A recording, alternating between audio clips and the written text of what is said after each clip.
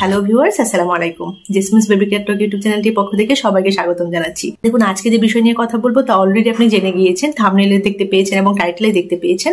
তারপরেও আমি আপনাদেরকে বলছি যে শিশুদের কালো ত্বক ধবধবে ফর্সা করার বিষয় নিয়ে মায়েরা এবং বাবা মায়েরা কিন্তু অনলাইনের মাধ্যমে বিভিন্ন ইনফরমেশন বা বিভিন্ন পদ্ধতি কিন্তু অ্যাপ্লাই করে থাকেন তাদের বাচ্চাদের উপরে। এটা করলে কিন্তু বাচ্চাদের ত্বকটা যেহেতু খুব সেন্সিটিভ থাকে, বেশ সংবেদনশীল থাকে, তো বিভিন্ন ধরনের রিস্ক ফ্যাক্টরের সাথে সংযুক্ত থাকে।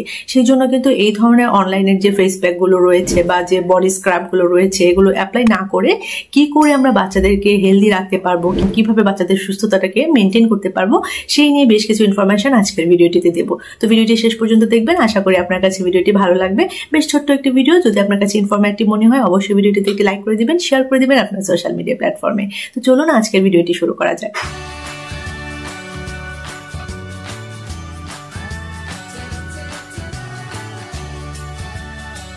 তো প্রথমেই আমি যে বিষয়টি বলবো যে দেখুন, বাচ্চাদের স্কিন কমপ্লেক্সন যাই হোক না কেন, তাদের স্কিনের গ্লোটা যেন ধরে রাখা যায় সেজন্য আমাদেরকে কিছু বিষয় ফলো করতে হবে।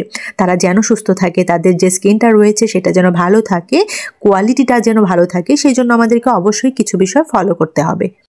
প্রতিদিন গোসলের আগে বাচ্চাদেরকে হট অয়েল মাসাজ করাতে হয় এবং এটা নিয়ম করে করে করাবেন। ফুল বডিতে হট অয়েল মাসাজ করাবেন এবং এটা কিন্তু বাচ্চার ব্লাড সার্কুলেশনটাকে ভালো রাখবে এবং বাচ্চার স্কিনটা কিন্তু বেশ ব্রাইট হবে। হতে পারে সেটা আমন্ড অয়েল, অলিভ অয়েল বা কোকোনাট অয়েল, যাই হোক না কেন পিওর অয়েলটা নেবেন এবং হালকা গরম করে নেবেন, কুসুম গরম করে নেবেন এবং কুসুম গরম তেলটা দিয়ে মালিশ করলে কিন্তু বাচ্চার স্কিনটা বেশ ব্রাইট হবে। তারপর খুব ভালো করে মালিশ করবেন এবং চেষ্টা করবেন বাচ্চার পায়ের আঙুল থেকে শুরু করে মাথার চুল পর্যন্ত ভালো করে যেন আপনি সেই অয়েলটা দিয়ে মাসাজ করতে পারেন। এবং এই যে হট অয়েল দিয়ে মাসাজ করলেন, এটা কিন্তু খুবই ভালো বাচ্চার জন্য। এরপরে হালকা রোদে বাচ্চাকে একটি পাতলা কাপড় দিয়ে, হতে পারে সেটা সাদা কোনো কাপড়, ভালো করে পেঁচিয়ে নিয়ে রোদ লাগাবেন। এবং আপনারা হয়তো জানেন যে সকাল 6টা থেকে 6:30টায় যে রোদটা থাকে, মানে 8টার আগের যে রোদটা থাকে, সেটা কিন্তু বাচ্চাদের জন্য ভীষণ ভালো। মনে রাখবেন যে 8টার পরে যে রোদ উঠে সেটা না, 8টার আগে যে রোদটা থাকে সকাল 6টা থেকে 6:30 পর্যন্ত, সেই রোদটাতে বাচ্চাকে রেখে দেবেন এবং সেই রোদটা বাচ্চার গায়ে লাগাবেন। এতে করে কিন্তু বাচ্চা ভিটামিন ডি পাবে এই রোদটা থেকে। একটা জিনিস মনে রাখবেন যে ফেয়ার কমপ্লেক্সনটা যেমন আমাদের চাওয়া বা আমাদের ডিমান্ড, ঠিক তেমনি কিন্তু বাচ্চা সুস্থ থাকবে, বাচ্চার সুস্থ থাকাটাও কিন্তু আমাদের ডিমান্ড। এরপর কি করবেন, তারপর হালকা কুসুম গরম পানিতে বাচ্চাকে গোসল করাবেন। শরীরের প্রতিটি জায়গা ভালো করে ঘষে ক্লিন করিয়ে দেন বাচ্চাকে গোসল করাবেন। অনেকেই গোসলটা খুব তাড়াহুড়ো করে করেন, বাচ্চা ঠিকমতো ক্লিন হয় না, এটা করবেন না। এবং একটা জিনিস মাথায় রাখবেন যে বেবি স্কিনটা কিন্তু খুব নরম, কোনো রকম টর্চার কিন্তু বেবি স্কিনের উপর করবেন না। খার জাতীয় সাবান লাগাবেন না বাচ্চাদের স্কিনে, এটা হয়তো আপনারা অনেকেই জানেন। এরপর সাদা বা সফট টাওয়েল দিয়ে বাচ্চাকে মুছে দেবেন এবং বাচ্চাকে যখন গোসল করাবেন চেষ্টা করবেন বাচ্চাদের যে বেবি সোপ বা বেবি বডি ওয়াশগুলো রয়েছে সেগুলো দিয়ে বাচ্চাকে গোসল করাতে। এরপর যে বিষয়টি বলবো তা হচ্ছে বাচ্চাদের ন্যাপি বা diaper time to time change করে দেবেন। ডায়াপারের জায়গাটা ক্লিন রাখবেন যেন র্যাশ হয়ে সেই জায়গাটা কালো না হয়ে যায় এবং ডায়াপারের জায়গাটা সবসময় চেষ্টা করবেন শুকনো রাখতে। লং টাইম ডায়াপার পরিয়ে রাখবেন না। যখন আপনি দেখবেন ডায়াপারটা ফুল হওয়ার পথে আছে বা ডায়াপারটা হাফ ফুল হয়ে গেছে, তখনই আপনি ডায়াপারটা চেঞ্জ করিয়ে দেবেন।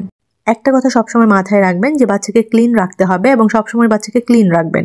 মাথার চুলটা নিয়মিত আঁচড়াবেন, নিয়মিত বাচ্চাকে শ্যাম্পু করিয়ে গোসল করাবেন। চুলটা ক্লিন রাখবেন, বাচ্চার ফুল বডিটা ক্লিন রাখবেন।